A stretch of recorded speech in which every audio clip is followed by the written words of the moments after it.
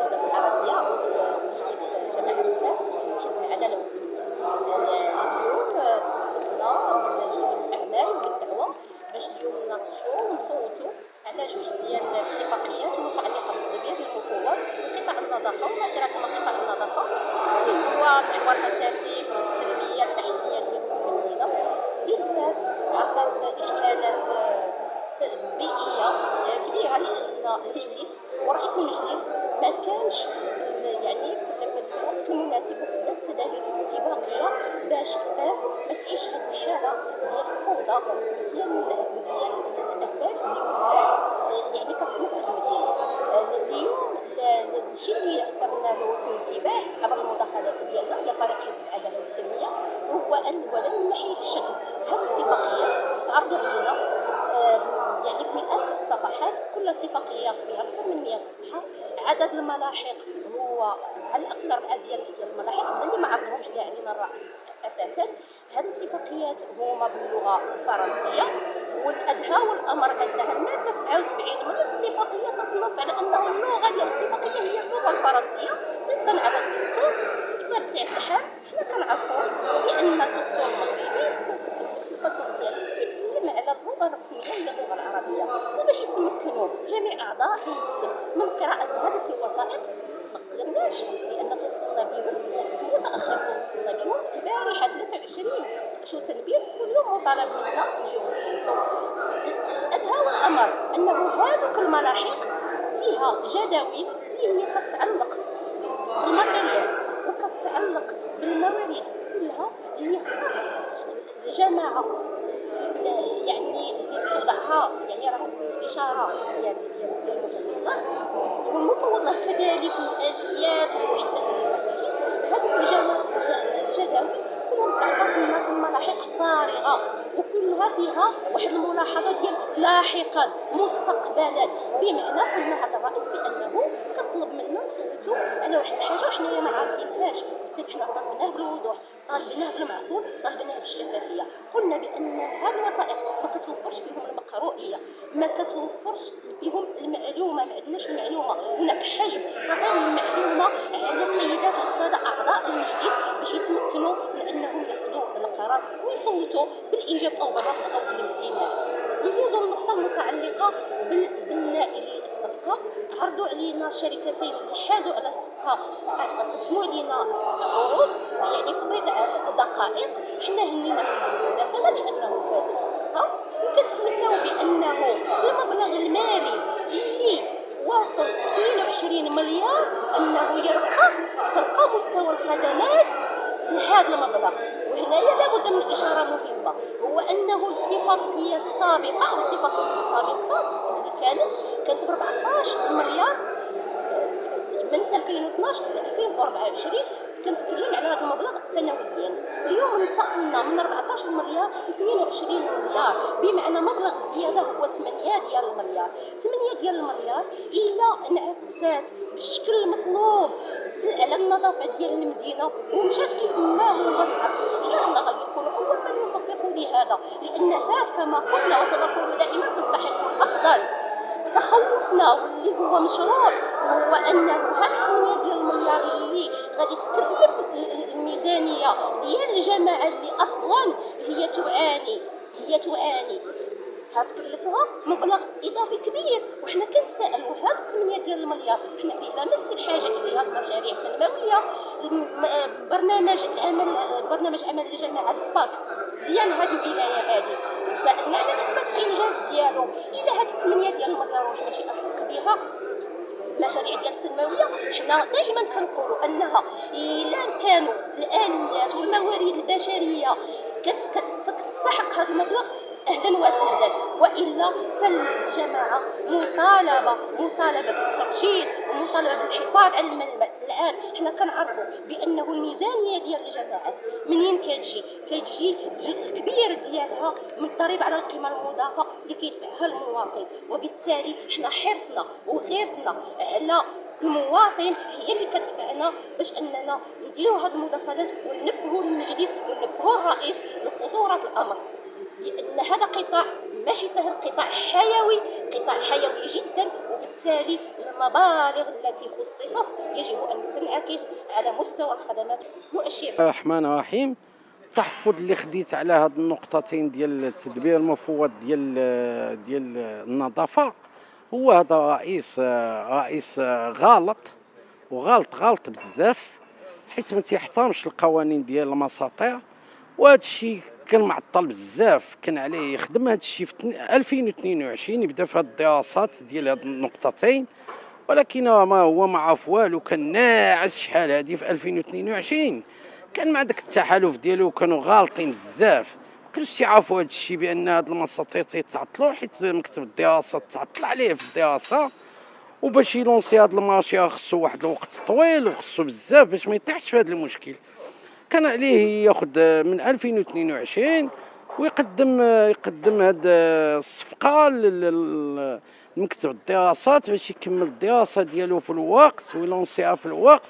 وهاد الشركات باش يجيو ويسوميسيونيو ويعطيهم لوط سيرفيس ديالهم، من بعد لوط سيرفيس غيعطيهم ان اي ويقول لهم اسيدي وجدوا راسكم، باش حيت تسالي الشركه ديال اوزون في الوقت ديالها مع 12 الليل، الاخرى غادي تصبح خدامه من بعد. هذا الشيء اللي تيدير هذا الرئيس، زعما تجيب هاد الشركات باش يبداو دابا، ما يمكنلهمش يتخلصوا في هذا الوقت. هذا الوقت اللي تيخدموا خصهم يخدموها بالمجان، حيت ما عندهمش لوط سيرفيس. كي غاديو يتخلصوا في هاد الايامات؟ ما عندهمش كي غاديو يتخلصوا، ولا خلصهم راه هذا التزوير، فهمتي؟ هذا التزوير ما خصوش يخلصهم، ما يتخلصوا حتى ياخذوا لوط سيرفيس عاد يبدا لهم الخلاص. بالنسبه لهاد الشركتين حنا مازال ما عرفناهمش، ولكن تنتمناو زعما يلتزموا بهاد دفتر التحملات. ولكن اش غنقول لك، انا ما تنظنش يقدروا يطبقوا هاد دفتر التحملات، راه ما يقدروش يطبقوه. غير قصي هنا تيعمر علينا الشواج في هاد الدور، وهو بان بان هو التصويت كان ناقص عنده، ما وصلش النصاب. غادي تعاود الدور غدا ان شاء الله مع العشرة، وما كانش يعرف قوانين، لانه هو عاد نبهتو على واحد الميموار تكنيك خصو يطلبوا لهاد الشركات يجيبوه ويحطوه في البيرو دوردر ديال الجامعه باش يأشر عليه هو، وباش يقدموا المقاطعات، باش هاد الناس ديال المقاطعات، هاد المستشارين ديال المقاطعات ما تيحضروش معنا في هاد الدوره. خصهم حتى هما يعرفوا هاد الميموار تكنيك باش يتبعوا مع هاد الشركات. واش هاد السيده غلطه؟ ما عارف حتى حاجه، ما عارف والو، ما عارف حتى حاجه. وانا راني دايما تنبهو، ما تيبغيش يتصنت ليا، تيبقى يضحك وضحك. ما عارف. الناس اللي تينبهوه ما تيتصنت لهمش، تيتصنت غير دوك الناس اللي ناعسين ودايرين نو. وكنا بدينا ب 73 من الحضور ديال المنتخبين والمنتخبات، ولكن فتحنا النقاش ودغنا التداول، تبعتوا معنا ان هادشي طلب منا ان خصنا نخليو جلسه اخرى، جلسه ثانيه للدوره الاستثنائيه. من بعد ما كانت المداخلات من طرف الاعضاء اللي خداو، من طبيعه الحال ملي تنديروا التصويت ب 43 وحنا عندنا 91، خصنا يكون عندنا اكثر من 45. حنا صوتات 43، ولكن اللي ما صوتوش مع هذه العقده اكثر من 13. وكان هاد 13 صوتوا مع الاغلبيه غادي يوليو في 56، وما غادي نضطروش نديروا جلسه ثانيه.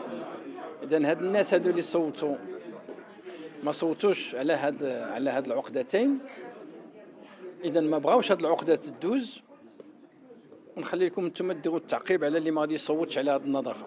اللهم نديروا دوره ثانيه، جلسه ثانيه يوم الغد مع 10 الصباح. هو الاختيار ديال المتنافسين راه مركز على واحد الامور جد دقيقه، وكاين معايير علاش تناخذوا، وكاين تنقيط. وهذا التنقيط راه كاين اللي تيكون بحال هذا التنقيط على ما هو تقني. عندنا 100 خصو يجيب 70 فوق 70 باش عاد يدوز الفتح المالي، الغلاف المالي. ولا ما جابش اكثر من 70 على 100 تيخصو يتقصى. حنا الشركات الخمسه بهم تاهلوا انهم نديروا لهم الفتح الغلاف المالي، يعني جابوا اكثر من 70 نقطه.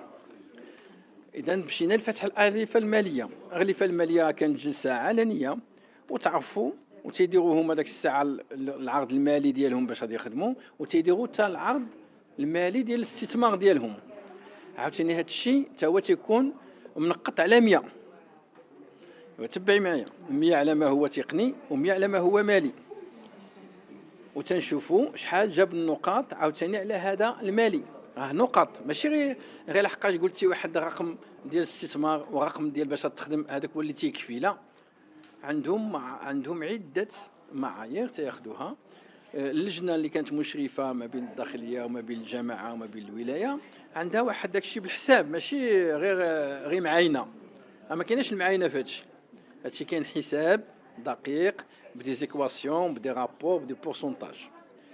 ومني تناخذوا شحال جاب النقطه في هذا العرض المالي تتحسب اصلا ب 40%، والنقطه اللي خدها في العرض التقني تتولي ب 60%. اذا ها هما دو بورسونتاج. احنا عندنا النسبه 40% والنسبه ديال 60%، وتنجمعوهم بجوج بحال داير شي امتحان.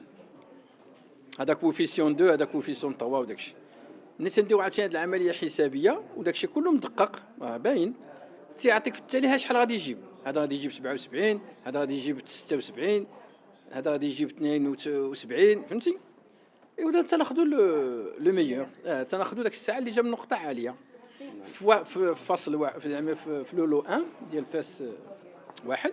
داكشي اللي كان في فاس جوج كذلك. العمل الفعلي اللي بدا بما هو مسموح به في دفتر التحملات هي واحد 6 شهور غادي نعطيوها لهم على ما يجيبوا هذا الشيء جديد، لان ما يمكنش بحال اللي قلت لكم في الدورة شي واحد غادي يجيب 17 مليار ديال الاليات والكاميونات في هو مازال ما عرفش راسو فاز ولا ما فاش.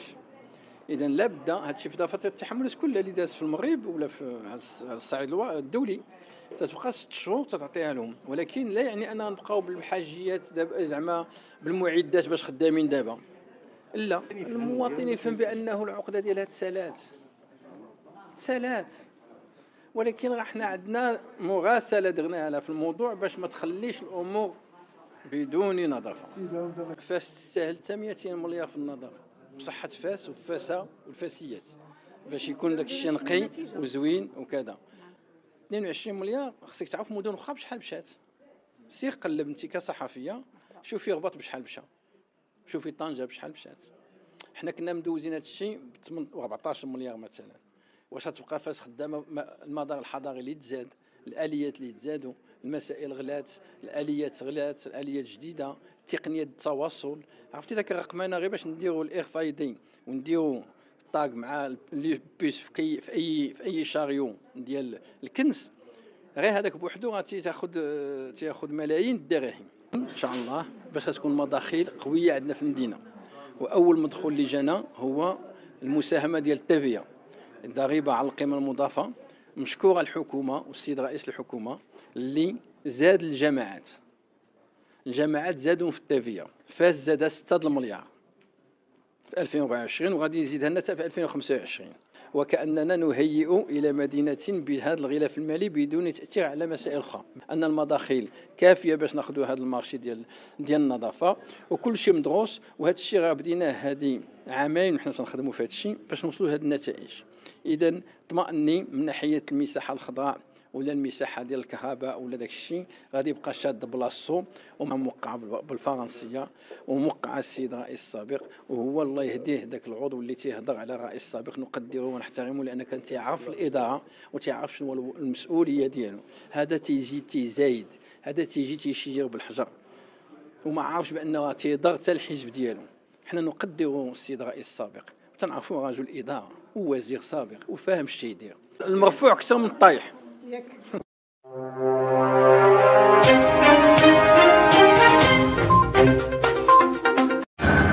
لا تنسوا الاشتراك في القناة وتفعيل زر الجرس كي يصلكم كل جديد.